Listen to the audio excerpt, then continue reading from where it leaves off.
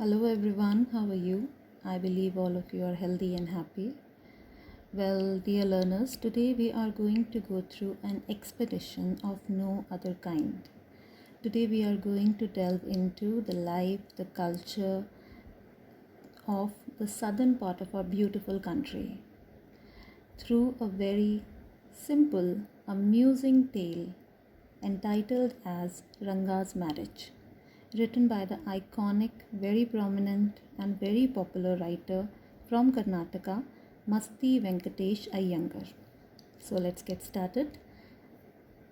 Well, about the author Masti Venkatesh Iyengar, let's learn. Masti Venkatesh Iyengar was born on 6th June 1891. He was born at Hongenahalli, a town in the district of Kolar in Karnataka. He hailed from a Tamil Iyengar family. His nickname Masti comes from the name of the village where he spent most of his childhood. Masti received a master's degree in English literature from Madras University in 1914, and he cleared the Indian Civil Services examination and held various posts in and around Karnataka. He held posts of great responsibility and rose to the level of district commissioner. So here we have a writer and a brilliant administrator. Let's learn more about him. Masti was also renowned for writing many poems on social, philosophical, and aesthetic themes. He was credited for composing and translating many important plays. His last prominent role was as the editor of the monthly journal Jeevan between 1944 and 1965.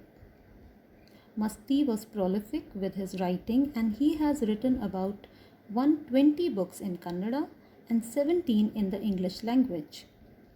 He was the fourth of 7 Kannadigas to have won the prestigious Gyanpith Award.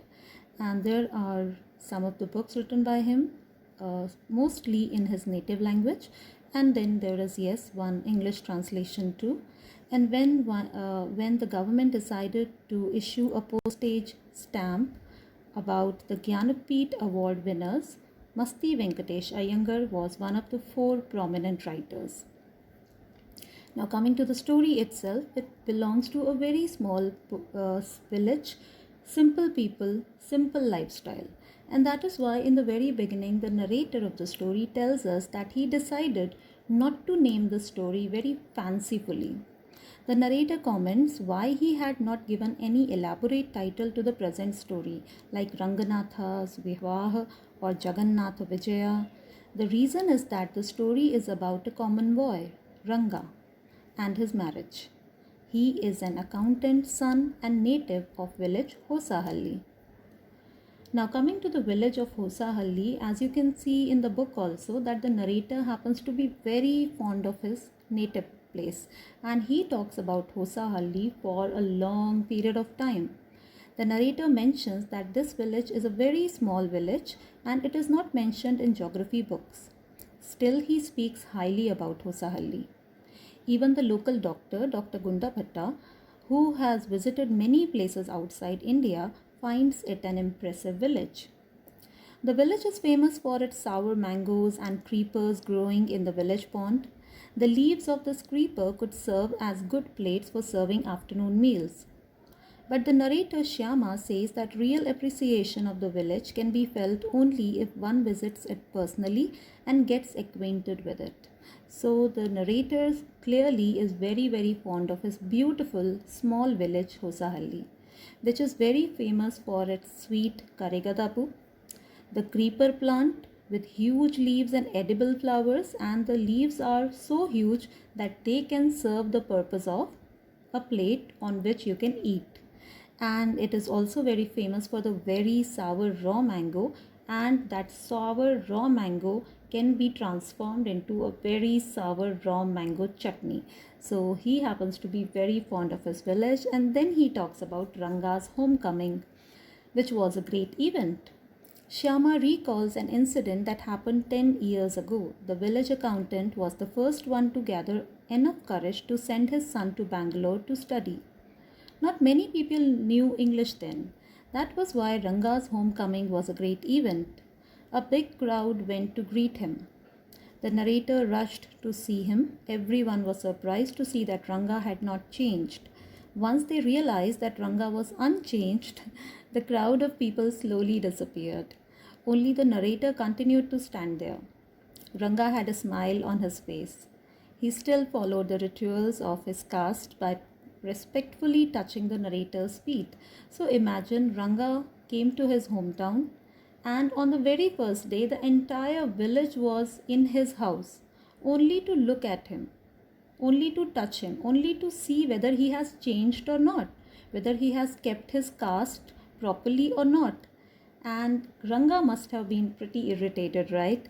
But he was very patient with everybody, and when he looked at the narrator, he realized that here is a man who is very respectful, here is a man whom I respect a lot. So he went ahead, said namaskara properly, and touched his feet.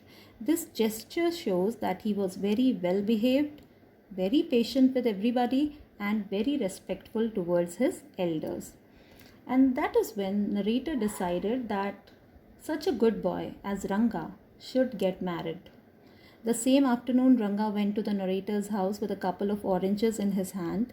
The narrator thought that such a fine and generous boy should get married and settle down. He inquired about his plan to get married. Ranga said that he did not want to get married soon. He was searching for the right girl who was mature enough. Secondly, he wanted to marry a girl he admired. He was not in favor of the arranged marriages prevalent in the society. Till he got a girl of his choice, he wanted to remain a bachelor. The narrator was distressed to learn about Ranga's views on marriage, but he made up his mind that very soon he would get Ranga married. So Ranga was quite out and open about his thoughts regarding marriage, and because he went to a big city like Bangalore for his studies, his mindset changed completely. He became quite modern in his approach towards marriage. And this made the narrator pretty sad that he was not ready to have arranged marriages, but he decided on his own that let him get married to a nice girl. And the narrator then all by himself started searching for the right kind of girl, and he found the right girl. The narrator found the most suitable girl for him. It was Ramarao's niece Ratna, a pretty girl of 11 who had come to stay with him after her parents died. She was from a big town, so she knew how to play the veena and the harmonium. She also had a sweet voice, so the narrator did all that by himself, and then Ranga should see Ratna, and so that the narrator can get the idea whether Ranga has any emotions, any thoughts about this pretty girl, and then only he can move forward. So the next morning, the narrator told Ramarao's wife to send Ratna to his house to fetch some buttermilk. Ratna knew the narrator as he was a frequent visitor to Ramarao's place. Ratna came to the narrator's house, and when Ratna came, he requested her to sing the song. Because it was Friday, that is why she was wearing a sari. So buttermilk, we are all aware of buttermilk. We all drink it, especially during the summer season. And Ratna was there. She was wearing a beautiful sari, and the narrator asked her to sing a beautiful song. And yes, she was a brilliant singer. And that is when Ranga came. Meanwhile, Ranga came to the narrator's house and stopped at the threshold. So threshold is here. And the boy, Ranga, he could not get inside only. He just stood there on the threshold listening to the sweet voice of Ratna. He didn't want the singing to stop, but he was curious to see the singer. He was enchanted by her and kept glancing at her. After a while, Ranga asked about Ratna. The narrator quite cunningly told him that she was married a year ago. Ranga was extremely disappointed to hear this. So it meant that Ranga was indeed interested in Ratna.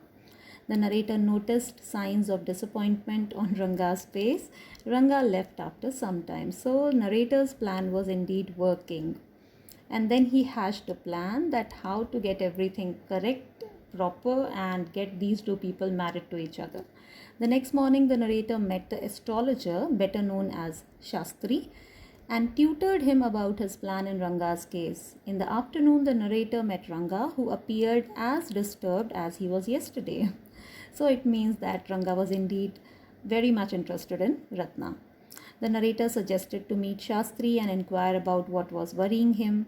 Ranga did not protest and went to meet Shastri with the narrator. And then Shastri pretended surprise and spoke about meeting the narrator after a long plan. So the narrator and the village Shastri together they decided to convince Ranga about his life, about his marriage, about his liking for Ratna, and so that they can slowly proceed towards their plan. The narrator almost ruined his own plan by saying that he had already met Shastri that very morning, but Shastri was doing the job very perfectly and he saved the day by saying that no, we met some days earlier, don't you remember? The narrator told Shastri that something was worrying poor Ranga and they had come to seek his help. After making a pretense of some calculations, Shastri said that it was about a girl. And to the narrator's question as to who that girl was, Shastri said that she had the name of something found in the ocean. And then he started suggesting the name. It could be Kamala or Pachi, Moss, Pearl or Ratna. And then the name came Ratna. Oh, Eureka! It must be Ratna. And Ranga was quite embarrassed and he was surprised also that how did this happen? How come Ratna really in my thoughts? And it is written in scriptures also. So the narrator's plan finally succeeded and there was some surprise on Ranga's face, yes, and even some happiness. On their return, Shyama passed in front of Ramarao's house. Ratna was standing at the door.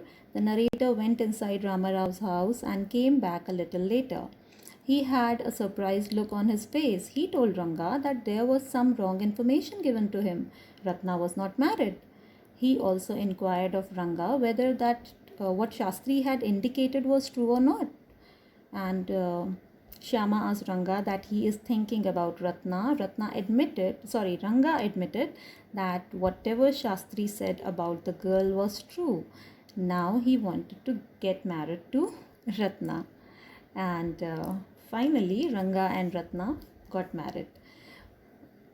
All the idealism of Ranga was forgotten as he was totally fascinated by Ratna's beauty and sweet voice. They named their first child Shyama, as because of Shyama, that is our narrator, and his efforts, they had got married. Years later, Ranga invited the narrator for dinner on the occasion of his 3-year-old son's birthday. The son was also named Shyama in honor of the narrator. Now, this happens to be an English custom that you name your child to honor somebody whom you love or you respect. So, they named their child Shyama. Thus, Ranga was leading a happy married life with Ratna. So it is a happy ending indeed. And yes, the narrator was doing all that himself. He wanted Ranga to get married to a brilliant girl, a perfect bride. He chose the bride, he hatched the plan, he executed the plan, and he succeeded also. So we may think that why he was interfering too much, but because it's a very simple story and village elders are like that, they keep on interfering, and he had no bad intentions to. Both the people, Ranga and Ratna, were very simple people who wanted each other in their lives, and they led a happily ever after life also. So that is why they were thankful towards the narrator. And there are many other factors too that yes, the girl was pretty young at that time, 11 years old only, and the story is not that relevant today. But there are some stories which are only for amusement. We cannot take away much from this story besides the point that it actually amuses us. So keeping the spirit of an amusing story alive, let's close it for now. Thanks a lot for listening to me. And yes, go through the story in your books also. The text is indeed quite laughable. It's funny, it's amusing, and you will have a great time reading the story. Thank you.